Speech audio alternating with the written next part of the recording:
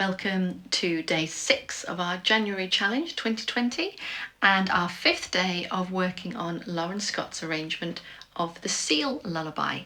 This is the slightly faster paced learning group that you're currently in. So I'm going to go straight away into our new section today, starting at the end of bar 31, leading into our newest set of 8 bars. 1, 2.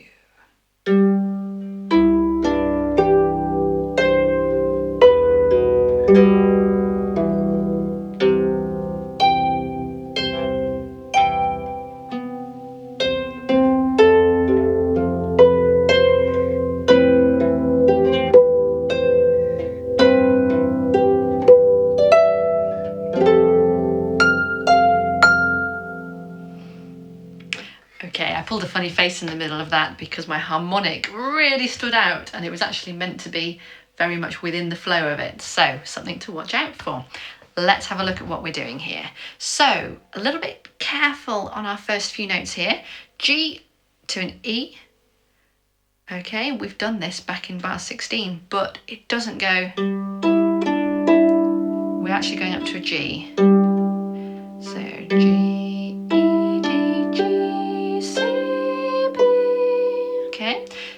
Different ways you can finger that to get through to it. You can go, so you have your thumb on the G and then just leap. If you feel confident with that, you could be a bit more cautious, a bit more secure and place through a bit. So then I might put my 3 on the D and then my 2 on the there and my thumb on the C and then finger 2 moves into the B. So there's a couple of different ways you can do that. I have every belief that I'll do it one way one time and another way another, but whatever feels comfortable for you.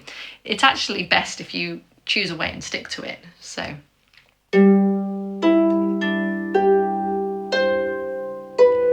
and your job then is to make sure that each note has a secure sound. So if like there, where I decided to put my 3 and I lost the quality of my D when I just played it now, then that may not be the fingering to do. It might be that you go, okay, I don't want to lose that quality, so. And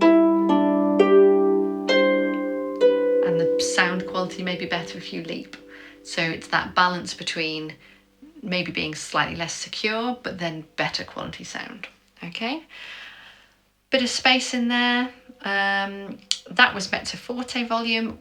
Next part is mezzo piano, it's dropped down. So this again is just sort of ringing out above.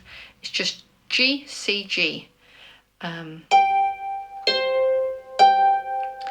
to make sure I don't deaden that top sound too long, too soon, I try and replace my thumb on the G as I'm about to play the 3. Okay, and then we're going to crescendo out of there. Let's put the left hand underneath that. These 4 bars are quite comfortably straightforward, I would say. So the left hand, again, one of these stretched out shapes. So I've got C and G and my thumb up to the E. Similar shape again, this time my lowest note is an E. So I've got E and B, it's the same size gap, thumb all the way up to G. And then before I play that G, I'm going to allow myself a triad shape. That's where you play one, miss one out, play one, miss one out, play one. And I'm going to go 1, 2, 3. Okay, so I finish on a C. And then in the last bar of that 4-bar phrase, my hand just moves up slightly. I've got finger 3 on the E and my thumb on the B. Okay, so let's put those 2 hands together now.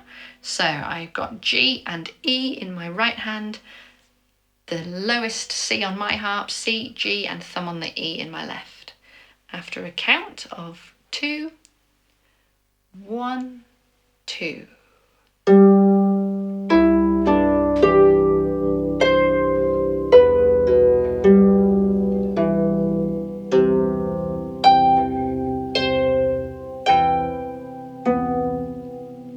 So a lot of space, a lot of room for notes to ring out beautifully in this. It's got less of the busyness of our previous few days. And that's really nice. It's a nice contrast to what's gone on before. And then we can make a lot of these dynamics. Moving on, in our right hand at the end of bar 35, we've got the octave C, so I'm going to place that 1 and 4. I'm going to do it really comfortably that it can open up to that octave. And then I've got to get to an A. Now, it's a dotted crotchet A, so I'm going to allow myself to not try and place beyond that. So I'm going to go C, C, A, and I'm going to do that with my thumb. I'm also crescendoing through those 3 notes. C, C, A, really push through. Then I can go B, C with just 2 and 1. And then I'm going to do 1 and 4, but it's not quite the octave. So I've got the C in the bass again of this chord. So 4th finger on middle C, thumb on the B. Yes, it clashes, that's okay. Then I'm going to G and C. Then I've got that same C and B chord again. G, then I've got one of these lovely little sort of snaps. And then I'm back to C, G, A. This is like we did at the end of the 3rd day of this piece. And then I leap up for the octave again, only this time I go thumb, 4, thumb. 1, 4, 1. Okay, so if we do that again, this is the right hand, end of bar 35, going into 36. I'll do it in time now, but just that right hand after a count of 2. I'll give you 1 and 2 and this time. 1 and 2 and.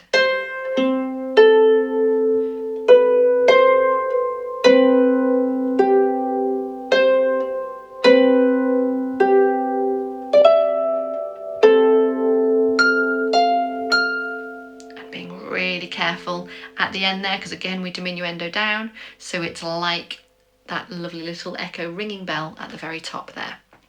Okay, left hand underneath that, sort of straightforward, sort of not. The harmonic is the not bit. So we have F, C, F. We're back to a nice comfortable octave and a 5th. This is bar 36. Then we have A and E, and then a harmonic. I'm going to do that A and E with 4 and 2, even though my thumb's not engaged, so that my hand hasn't moved too low, because my next note is going to be a B harmonic, and I want my hand to be able to get to there comfortably.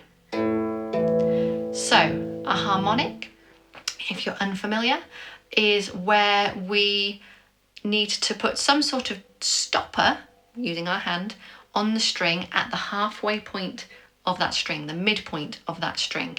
Now I've got a lever on, so the midpoint goes from where the lever is engaged at the top to where it goes through my soundboard at the bottom. So I need a dampener, some sort of deadener on the string at that point, and then I'm going to pluck above it, and I need to be able to do that and move my hand away so that that note can ring out. The effect of that is that it plays a note that sounds an octave higher, but also has a different tonal quality. It's more, again, more like a bell ringing in the distance, rather than the harshness of just that note. If you can hear the difference between those two. Left hand harmonics, there's 2 established ways of playing these. So I'm going to demo with my right hand visually, just so that you can see it through the strings. One is that your dampener is used with the heel of your thumb, and then your thumb plucks above it. So you try and find that midpoint, and it's a feel thing rather than a measuring with tape thing. You try and find that midpoint and then pluck above. The other is that you use the side of your hand and pluck above. Notice the shape of the hand. My fingers are up in the air. It's totally contrary to our usual playing position. Usual playing position with our fingers down, thumb up. It's totally contrary to that. Okay? You will find one way suits you more comfortably than the other. I think a lot of people do the heel of the thumb as their damping place, and that I'm slightly more unusual in that I do the side of my hand, and that feels more comfortable to me. So to actually do it now, I'm just going to give you the example. So I'm pushing in quite firmly so I can pluck above. And you might need to move it slightly up or slightly down. If you're just not getting that sound, move it a little bit higher or a little bit lower, probably a little bit higher. There you go. So there's me using the side of my hand, which I'm more comfortable with. and I'm getting, for me, a much cleaner sound. So the side of the hand for me, if I crease my hand up and I can see I have creases down through the middle of my hand, it's pretty much the exact point where my sort of lowest crease there, it arrives at the halfway point of the side of my hand, so roughly here. That's where I'm placing onto it. I bend my thumb in, all my other fingers are up in the air, and then as I pluck, I also allow the hand to travel away. Okay, so then we've got to put that into context. So I've just played A and E, and I've done it with 4 and 2. And then I move straight away from that lovely fingers down, thumb up position into all fingers up in the air to get me that shape. Okay, the next bar, instead of being A and E, is now G and E, but I'll probably do that 4 and 2 again. And it's another B to get into that harmonic. Then I'm opening up to an octave and a fifth again, like at the beginning of 36. Just a nice straightforward chord, all 3 notes together. Okay, so if we try that left hand from 36, okay, I'm going to do this really slowly for you to join in, okay? So I'm going to do a count of 1 and 2 and 3 and to get us in, which means there's going to be lots of time at the end of 36. But this is just going to help us find this harmonic. So this is us counting in. Your left hand's ready on F, C, F, which is the beginning of 36. 1 and 2 and 3 and 1 and 2 and 3 and 2, 3 and 2, 3 and.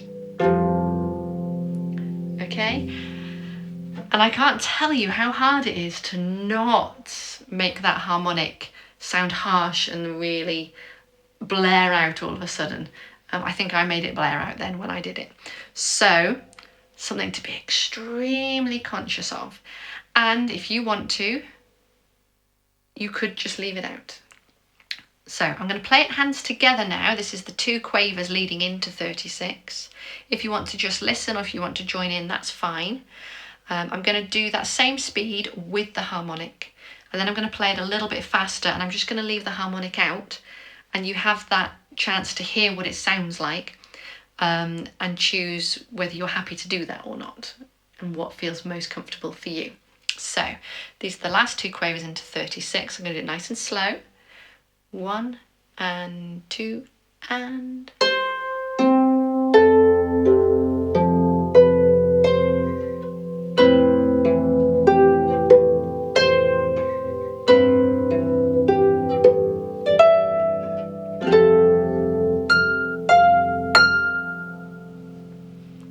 You may also notice that whenever I have that CGA, I'm tending to roll it slightly.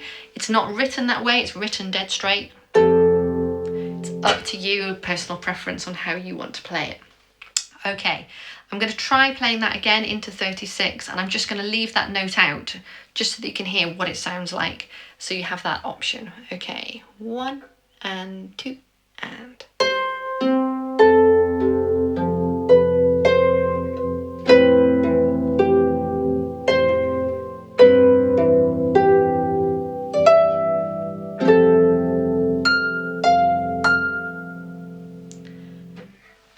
So you can make your decision for you.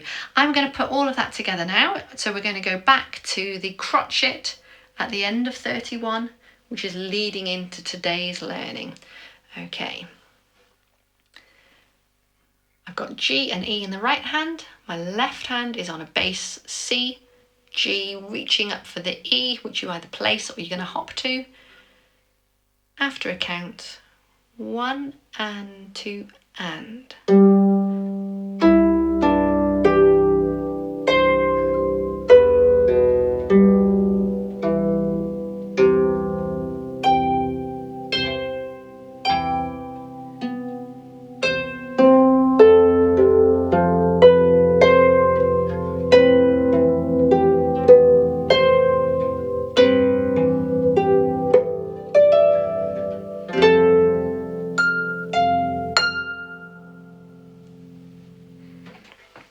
Okay, keep going with it, you're doing really well.